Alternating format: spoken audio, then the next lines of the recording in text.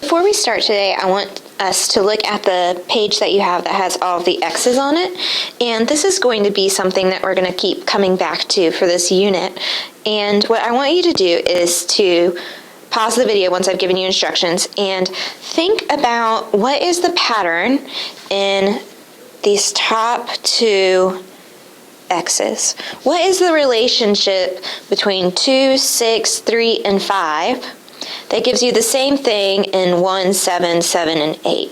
What is the operation that is going on there? So pause it and think for about a minute. So what did you decide? It should be that your two numbers multiply to get what's on the top. So if I go to the next one, it would be 20, and add to get what's on the bottom. So that would be 9. 20 and 9. So what would we get for 6 and 3? Well, 6 times 3 is 18, and 6 plus 3 is 9. So try doing the next couple ones. They start getting a little bit more challenging. So 7 and 5 right here, that means what would I add to 5 to get 7? Well, that would be 2. And then I multiply. 2 times 5 is 10. Okay, so try filling in some of those. Press the pause button.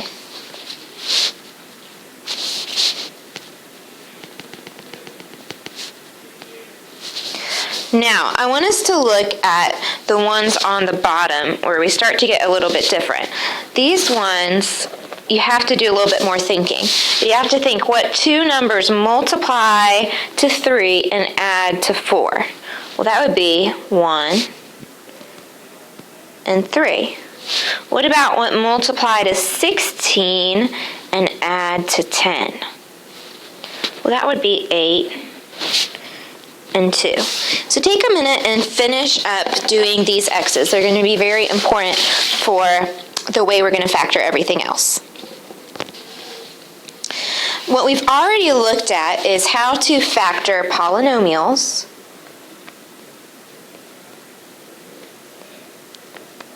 by taking out the GCF. We also talked about binomials and DOS, difference of squares. That's what you did this weekend. Now we're going to look at factoring special polynomials that are called quadratics. What's special about quadratics? Quadratics have a 2 as their highest exponent. And the standard form of a quadratic is ax squared plus bx plus c. Today we're going to focus on factoring quadratic trinomials where your leading coefficient is 1. So that's just the number in front of your x squared. So our leading coefficient is 1. And we're going to use something that I have called the x factor. We're going to use an x to help us factor. And if you look down on your page, you can see that I have written out the steps. So we're going to do an example to kind of see how this looks.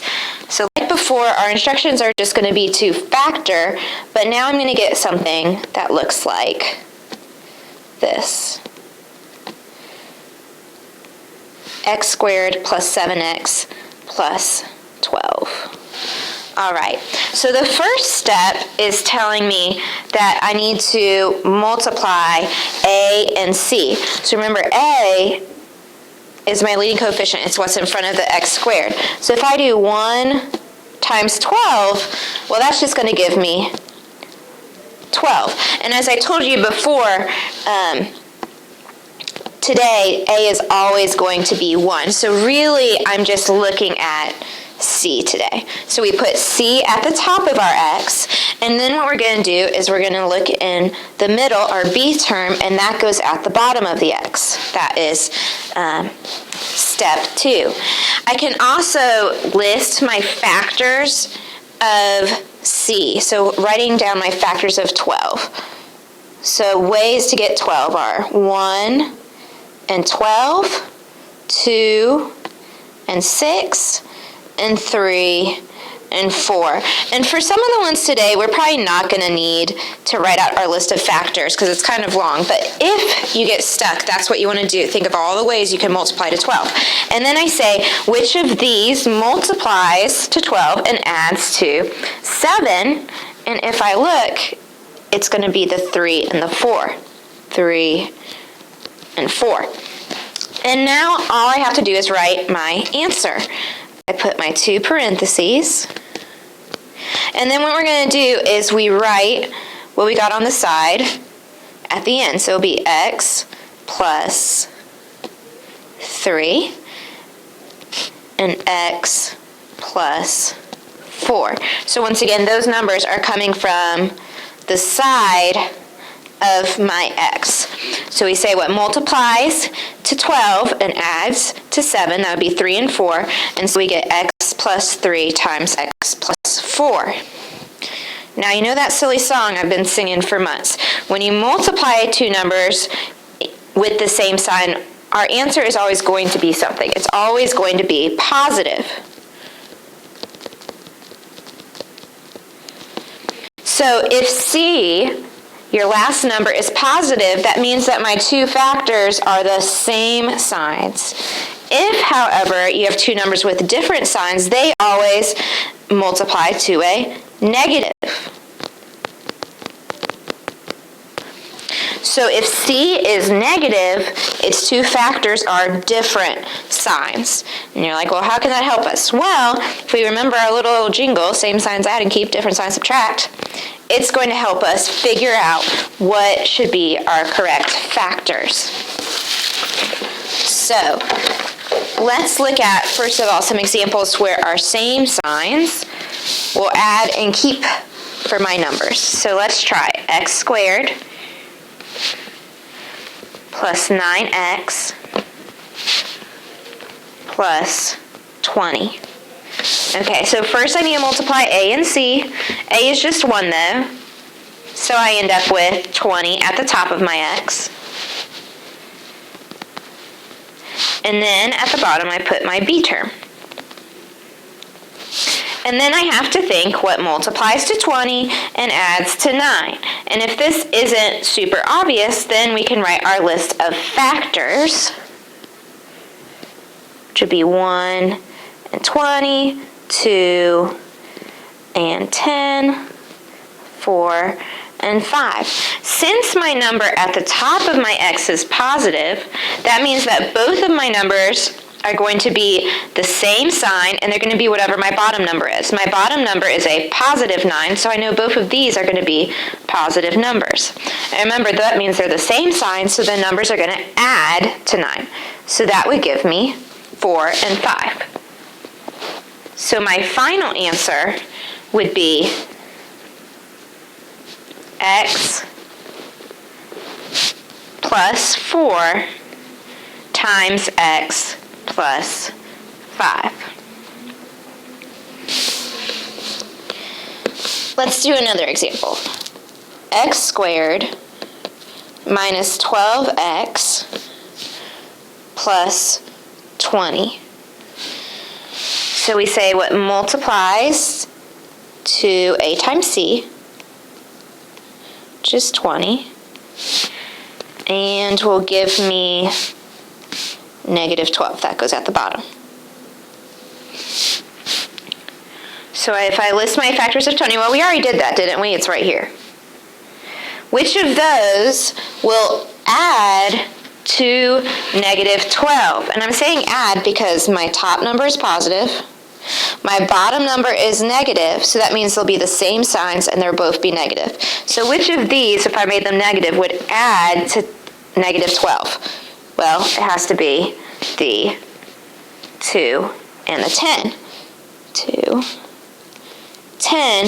So my answer is x minus 2 times x minus 10, or x minus 10 times x minus 2. But notice in both of these binomials, I have the same signs. It's just that in the first case, my signs are positive, and in the second case, my signs are negative. But that's because at the end of both of my expressions, I have a positive number. Okay, let's look at it when we have some different signs going on. So, first, let's write down our problem. X squared minus 19x minus 20. I still need to multiply a and c, which would give me negative 20. I put my b at the bottom, negative 19. And we say what multiplies to 20 and gives me 19. Now technically I'm adding, but if this number appears negative, then my signs are going to be opposite, because the only way I can get a negative number is if I multiply a positive times a negative or a negative times a positive.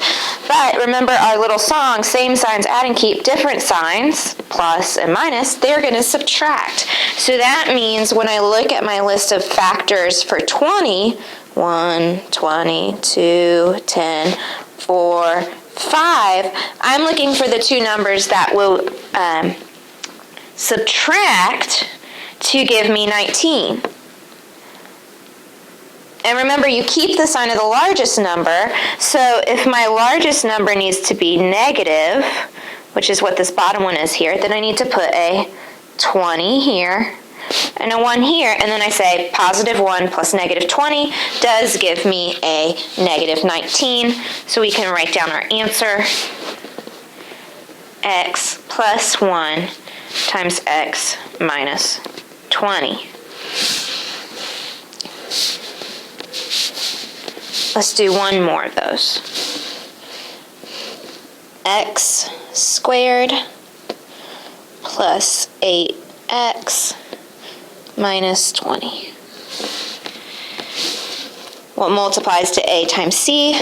Still going to be a negative 20. What do I put at the bottom? My b. So we say what multiplies to negative 20 and adds to 8. If my number up top is negative, that means my signs have to be opposite. That's the only way I'm going to be able to get a negative. So then when I look at my factors, I need to see which of those are going to, with different signs, subtract to 8. So these, 10 and 2, subtract to 8. But look at my bottom number. It's positive. So that means that my biggest number, 10, needs to be positive, which means the 2 is negative. And if I double check things, 2 times 10 is, or 2 times negative, negative 2 times positive 10 is negative 20, and 10 plus a negative 2 is 8. So I have my answer. X plus 10 times x minus 2. And notice that in these problems, I have one positive, one negative, one positive, one negative. And that's because at the very end, my constant is a negative. So do you have to think about the same signs add, keep, different signs subtract to your answers? No. Some of you are just going to be able to look at your x and figure it out. But sometimes when we're really stuck, it's going to help us.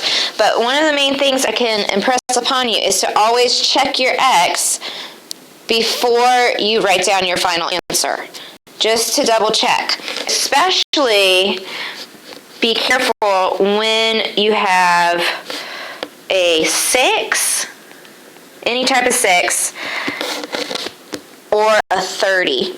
I don't know why, but these ones are really hard. Be careful when you have a 6 or a 30 at the top, because those ones are going to be tricky, because that's where I've seen most of the mistakes. And definitely make sure you watch your signs. So to review, you can use it, you want to use the x factor when you have 3 terms. Your A is 1. And then you're going to draw your X and say what multiplies to C and adds to B. And remember that if you have a positive C and a negative B, that means both your factors are negative. If you have a positive C and a positive B, everything's positive. If you have a negative C, that means you're always going to have opposite signs. And which one is opposite, which one is negative will depend on what the biggest number is. All right. So make sure that you finished all those X puzzles and you're ready to come in and work today. If you have any questions, feel free to email me. Thanks.